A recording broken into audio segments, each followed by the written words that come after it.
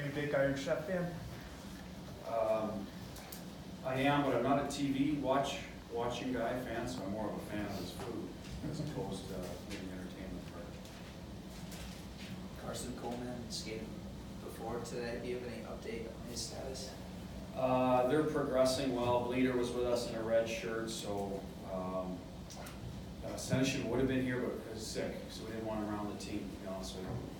So he should be here tomorrow as well, like Lee and Cooley might join part of our practice. So obviously I can't predict when they'll be ready. They're still on IR, not clearly not available now, but progressing well. We'll be back on the ice and then mixed in with the team.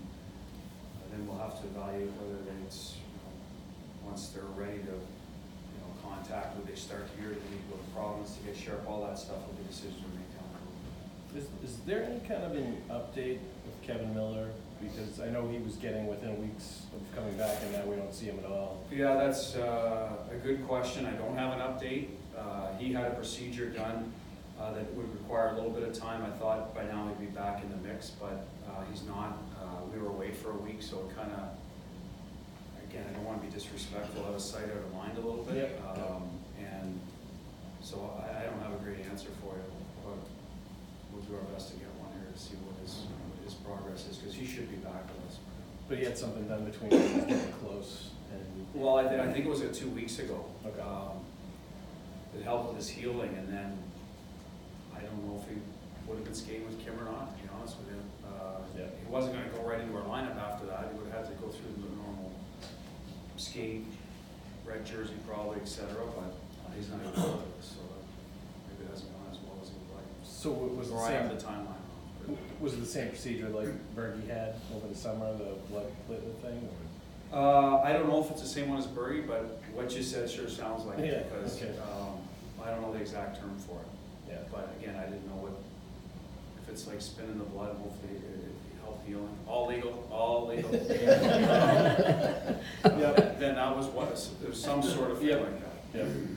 Are you treating Patrice Bergeron just like you would normally treat Patrice Bergeron at this point, health-wise, keeping him? In games we did, yes.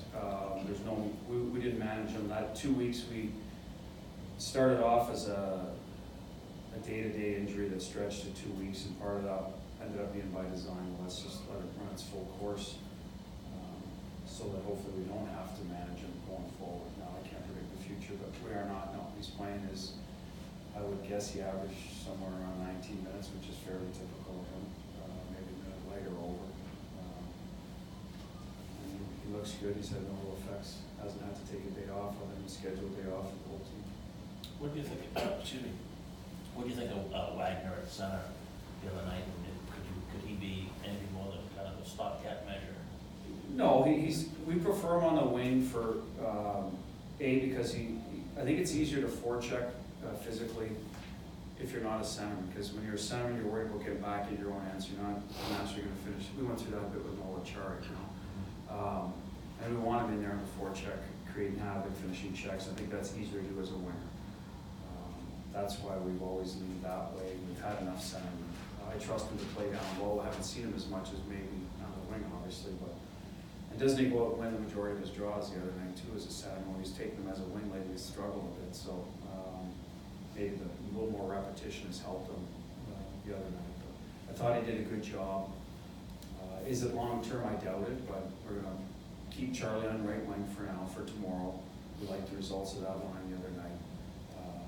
Probably keep the same group of forwards tomorrow, so he would stay in the middle. While you're trying to figure out the second line wing and third line center situation, and given everyone's health, what would it do if maybe Donnie decided to give Sanika a look at that third line center? I know in the past you said if he comes up, he's going to play in the top six, but given the situation that you guys are in. Well, the third line is, I guess if I said top six, I think that's more down the road. That's our projection. We want him to be a top six.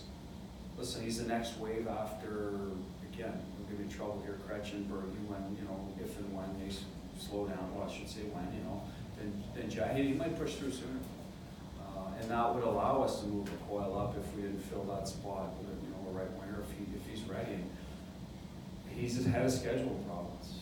He's having a real good year. I thought he did some good things while he was here as well. We moved him to the wing. playing the one night, which he said is not ideal, but, so he could make our job, interesting in terms of pushing his way up. And as a third line center, coming into the NHL, you're playing against third lines. That's what we try to do at JFK and a couple other guys over the years. Freddie had a little bit when he was here. So that's not a bad place to start. So we're not precluding him from doing that. We just see him more down the road as a top six. But could he start as a third line center, playing with a Bjork and a Heinen? It's still some skill guys, but responsible guys. That could happen. I don't know if that's in our future right now. We're going to leave Sean Corrali there, like I said, Wags, and we have Lindy as well at home to put down the fourth line. So, but if he keeps going, he keeps pushing, he's the best guy, and that's what we decided to do because if we're not happy with our roster or our injury, then he could absolutely be a guy that comes up as our third line. In that decision-making with Coyle up to right wing, you know, what's the tug and pull there in terms of what you like, what you don't like? Well, I like that he's a proven NHL player that can put up points. So he goes into that second line role, playing with guys that are used to manufacturing offense. So, you know, you put Kuhlman in there, right? He's still learning the ropes. Richie has not been up in the lineup a lot in his career. It's more down. He certainly was in Dallas at times. So the different guy, Heinen, we've typically played down more third or fourth line, gone up with Berge and Marsh. So the one thing Coyle does is give you a little more experience at that position and knows the expectation of, you know, the top six player, should be meeting. So that's one of the reasons he goes up, and I think it forces him to shoot a little more. Charlie gets to the point where he's not attacking the net. I think on that line, at least the other night, I thought he did not in the score sheet. I thought he did a good job with that. But what we lose is a guy that can drive the third line with younger guys on his wing. So we've asked Sean to do a bit of that, but Sean hasn't been, doesn't have his resume at Charlie. So that's what you lose, but hopefully Sean can grab that line and go. They're all three of them. They're similar to age. Can kind of hold their own. So that's what we do lose a little bit of that. Coach, what have you thought of John Moore since he's been back? I think he's been good. He had a tough night in Tampa with a couple of penalties, stick fouls. That, he's working hard. He's trying to, get to position in the right spot. Stick gets tangled up. So, but I think his effort's been good. He's offensively, he's got some pucks through. Scored a goal for us late. He's active. Doesn't seem to have any ill effects of the injury.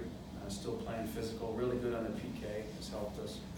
So I like his game. That's why he's stayed in for the most part. It was a scheduled kind of deal, the back-to-back. We're going to use Cliffy and him.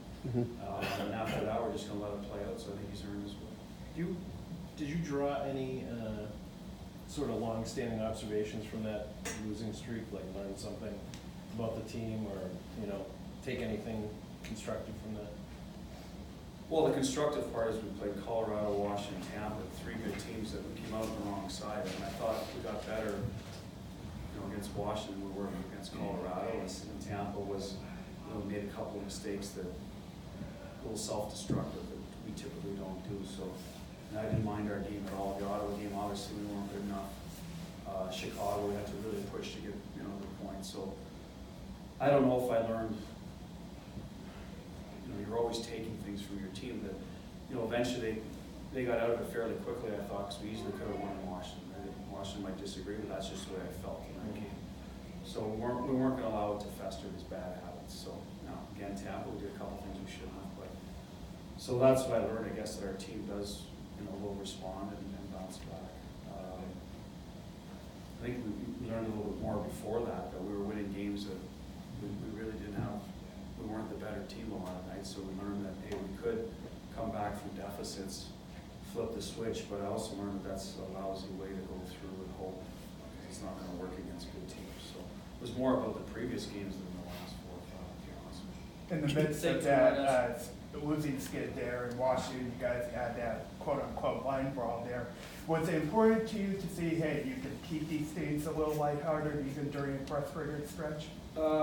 Yes, I think our guys were not having as much enjoyment as they should have, even before that. I think there's different reasons for that, Tim. I know some days, like, you come to the rink and you're fatigued because of, the schedule, the traveling, the holidays. Who the hell knows? You know what I mean? Sometimes you're just not where you need to be, so it's good to keep things light. I think they just felt they needed to have a little fun in practice, you know, for their own well-being. Even if we'd only lost one game, I think they might have done that anyway. Because when we were winning, you could feel the mental drain of it too. We had to come back a lot. We knew the guys in the room, you could ask them, they knew we weren't playing our best hockey for 60 minutes. We were playing stretches, and they knew it, but we were getting away with it. And at this time of the year, you got to bank your points, so you can't get too upset as a coach. So, no, I don't think that was specifically due to that losing streak. I think it was more they just needed to come, you know, have a little fun. We hadn't been on the road in a while. It's just one of those kind of boys being boys. Just going back to what Joe was saying about what you learned, maybe the third period there against Florida, they start to gain momentum, but you guys end up winning. What was the difference, and maybe what did you learn from the last time with them that you applied? Well, I thought we had the better chances, and then yet they scored 2 goals. We had Pasta was in all alone, then gets the penalty shot. Marsh is in all alone right after that. Bergie has a point blanker. I thought we had the better chances, so you know your team's still playing.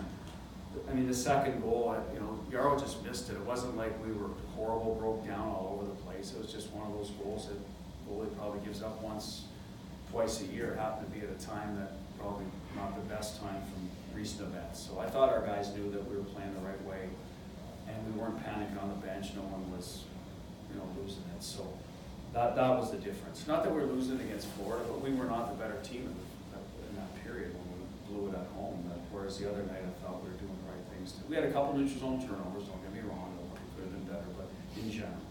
Take one last one from Dukes. If you went in the room tomorrow and said, these are my 12 forwards, these are my 6D, you guys line up the way you want to line up, you think you get the same 12 and 6? In terms of pairings and...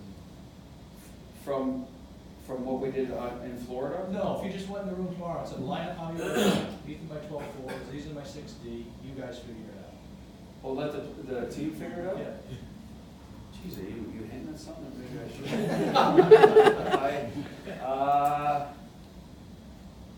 I just wonder if they think the same as you, basically. Well, I think they like the fact that the last game we went with all the guys that have been here to pull us out of it. You know, Bax has been through here, Johnny Moore, maybe longer than Clifton, so they appreciate some of the, you know, the loyalty of the guys that have been around a little longer since, say, Lindy and Richie. I don't know. I don't get an answer to that. I think they would defer because they're good guys. They would probably, you know, let someone else figure it out and not want to be, you know, put on the spot because 3 teammates would be out of the line. Thanks, guys.